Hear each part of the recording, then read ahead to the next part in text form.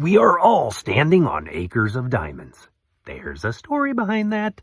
This is your daily message from Chad number 942 to upgrade your mental game today by telling yourself a better story, because the most important story you hear is the story you tell yourself. If you've not followed or subscribed yet, please do. This message is dedicated to Matt Connor and Leah Taylor on their birthdays. Here's the upgrade. You may not recognize the opportunity, but upgraded thinking knows a diamond in the rough doesn't look like a diamond. Here's the story.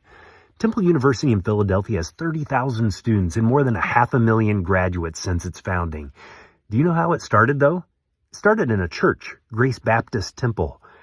Kids in the neighborhood asked the minister if he would teach them college-level courses. The interest grew. The minister, Russell Conwell, started raising money to expand the opportunity for classes by giving speeches. Conwell had traveled to the Middle East in 1869 and remembered the story an Arab guide had told. He sought to invest in the eager and interested kids in his neighborhood instead of sending them off to schools outside the community. He believed in the possibility and potential of those already there. The message Conwell gave was about a prosperous Persian farmer named Ali Hafed. One day, a visitor spoke enthusiastically about diamonds being discovered in other lands and the untold wealth they brought to those who mined for them. This ignited a desire and restlessness in Ali Hafed. He became obsessed with the idea of striking it rich in his own diamond mine.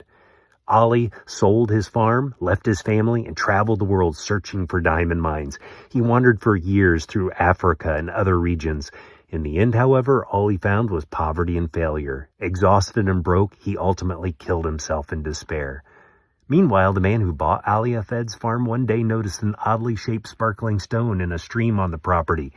You already know where the story's going. The land was filled with them. The farmer turned out to be sitting on one of the world's richest diamond deposits, often referenced as the Golconda Mines. Conwell told this story 6,152 times until his death in 1925.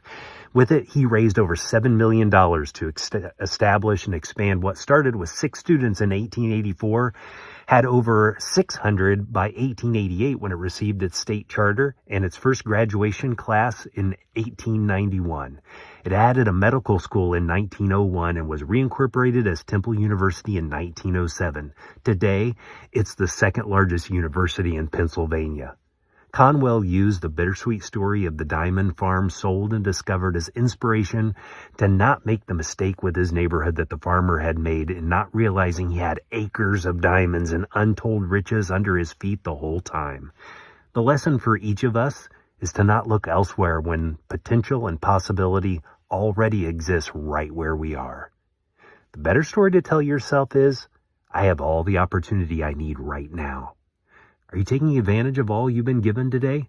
It's always tempting to assume the grass is greener in someone else's backyard. As the saying goes, it's wiser to water your own grass than seek greener pastures.